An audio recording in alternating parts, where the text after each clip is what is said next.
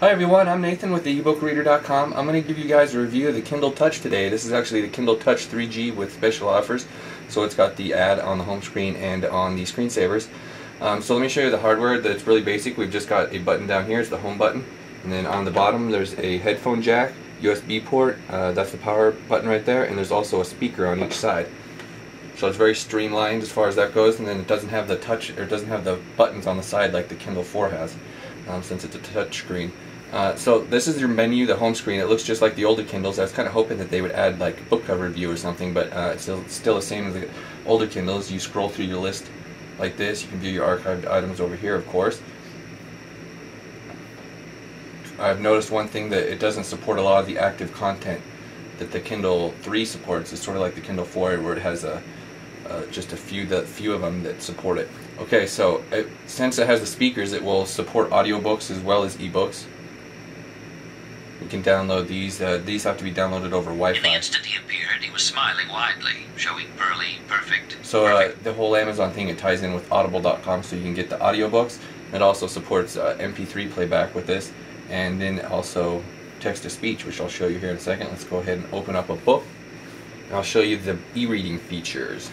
So to turn the screen, you just tap, and it turns the screen sort of like the whole tap region's like right here.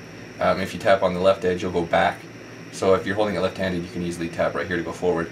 That's kind of a new cool feature with it. And up here, if you tap up here, you get the menu. So here's the font adjusting options. We got two font styles, or three font styles. You got the regular, I don't know who would want condensed, but we've got it. The regular, condensed, and sans serif, a whole bunch of font sizes.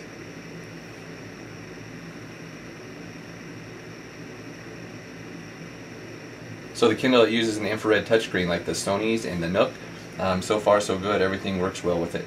Let me see here, we've got line spacing options as well, the usual Kindle settings. Another option to change the screen, it doesn't actually do pinch zooming, it does in the browser, but for books, if you do the pinch zooming, you can change fonts quickly. That way you get the font list, and then if you expand, it goes up a notch each time.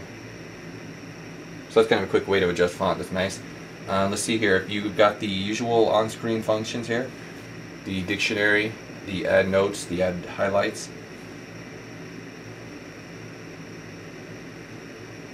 You can drag to add to make the highlight longer, and then when the notes, we get the keyboard pops up right here.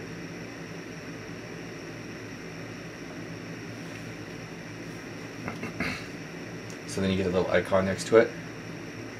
One thing that I noticed is, used to you could go, with the other Kindles you hit see full definition, and you would have an option to search on Wikipedia and Google, but you don't get that option with this one. I'm hoping that they add that later, because that's kind of a nice feature if you come across a word or phrase and you want to look it up on Wikipedia. I'm hoping that they add that, because it's missing as of the initial release right here. So the other option right here I didn't show, it was share. You can actually share passages with Facebook and Twitter once you sign up to your social network accounts on here. Okay, so some of the other options, if you bring up the menu here, we've got the go-to. So you can hit this book doesn't have a table of contents apparently, but you can jump to beginning, jump to a specific page.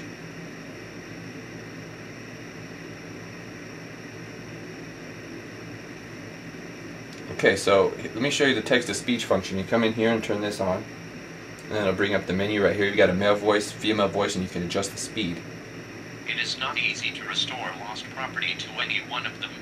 It will automatically turn the pages too once it gets to the end of the page. Peterson Doohy brought round both Hat and Goose to me on Christmas morning, knowing that even the smallest problems are of interest to me.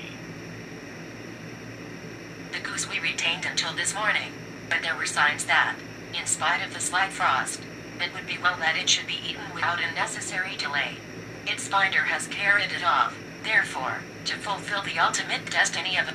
Then you just hit it off to go back off. Some of the other options here in the menu, oh, I didn't show you XRay yet. So what XRay does is it analyzes the page and the book for terms. So that we'll see right here, with and then you can look it up. Let me switch over to book here. And then you can see this stuff right here. And if we hit Sherlock Holmes, we'll get an information about it. You can check out Safari for more information, as well as Wikipedia for some of these. So it gives the definition right there, and then you tap that and it will launch the web browser for more information.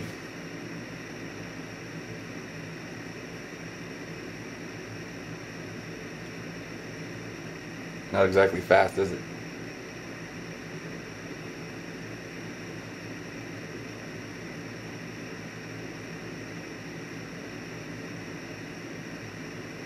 There we go. That took a while. I don't know what took so long. Usually doesn't take that long. Just because I have the video on. Anytime you have the video on, stuff goes weird. It's just how it works. So, okay, some of the other options in the menu here. The usual Kindle features. You can shop in Kindle Store, obviously. I'll show you that in a moment. Sync to page, the book description, add notes and highlights. You can view your notes and highlights and add bookmarks. You can also just tap in the upper part of the screen to add a note. Like if you just go right there, or add a bookmark. So that's how you work the bookmarks, and the notes and highlights obviously get all tied into the My Clippings folder you get on the home screen here. So it adds it to a folder right here, and it saves it as a text file, so it's easy to export those. Okay, so let me show you the Kindle Store. It's kind of got a new layout with the touchscreen here. So we come in here, and you've got the different categories. If you've got Amazon Prime, you can borrow ebooks for free. So we've got two different sorting options. I really wish Amazon would add this type of list to the home screen, but I don't know, we've just got the usual stuff that it's always had. But I would kind of like the book covers, like it has here in the shop, and you can also view the book covers larger like this. And then you just scroll like usual.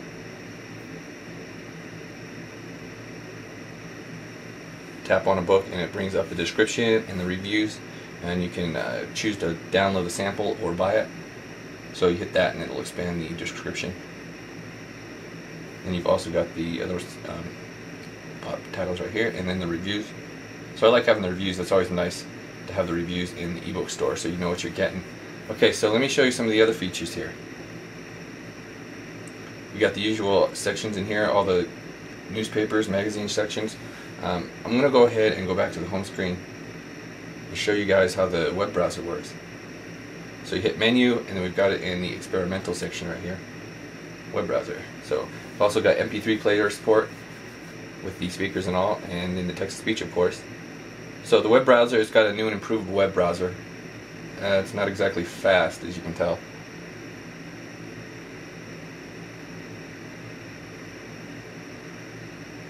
Okay, so let's bring up the bookmarks menu. So I've noticed over 3G you can browse Amazon's website, and you can browse Wikipedia, but you can't browse other websites. You need to browse other websites with Wi-Fi connected, otherwise it will just give an error. So I don't know why I went to Google. Let me go back to the article site here. Let's go to New York Times, and I'll show you how the article view works with the web browser and some of the pinch zooming.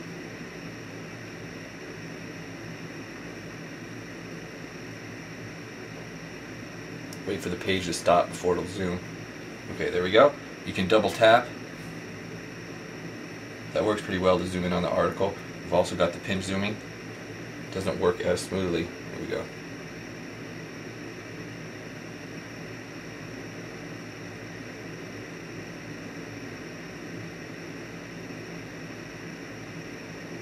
Okay, so let me open up one of these articles and show you what the article view looks like.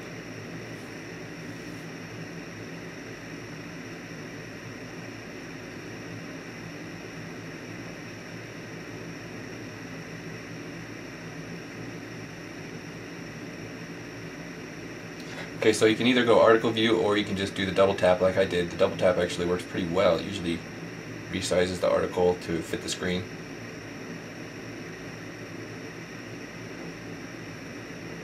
That way, or you can come in here, hit menu, and article mode.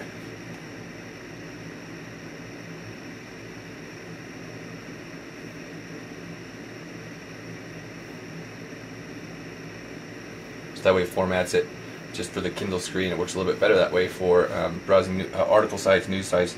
Let me go ahead and show you some of the other features we've got here. Back to the home screen, there are some different sorting options up here. It's the same as the older Kindles. That's not the one I meant to hit here. That's the archived items and your current items, and you've got the selections here for different sorting options. If you want to create collections, you just hit menu and then create collection, and we can just create a collection to add books to. So you can have your personal documents emailed to your Kindles now too, and Amazon stores those in the cloud and they get synced. I actually have a couple on here. I believe that book's actually a side-loaded book down here. So that's kind of a cool new feature with the Kindle. Okay, so once you have a new collection created, you can actually import collections too. But if you're doing it on the device, you just hold down on the title and then you get the other options to view the book, and then you can just add it to a collection this way.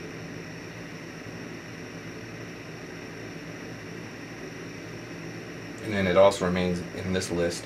So you can have the same book in multiple collections. Okay, so one other feature I haven't mentioned so far. You come into menu and you can hit settings. If you don't like the partial page refresh, we've got that partial page refresh where it only refreshes the full screen once every 6 pages. You can come in here and turn that on and off if you don't like it. I have found that the Kindle Touch does seem to have more ghosting than some other e-readers. Actually, you can see the ad right there from a couple of pages ago. And turning off this does help somewhat with the pages. So you can turn the refresh on and off in here. And let me show you how it works with the full page refresh. Then it will flash the screen every turn instead of the partial page that was showing earlier. Okay, so I'm going to wrap up this review for now. I'll have more information on the ebookreader.com in the written review, and I'll also post some more video reviews for some in-depth features. So check out the ebookreader.com as usual, and I'll have more information on there. Thank you for watching.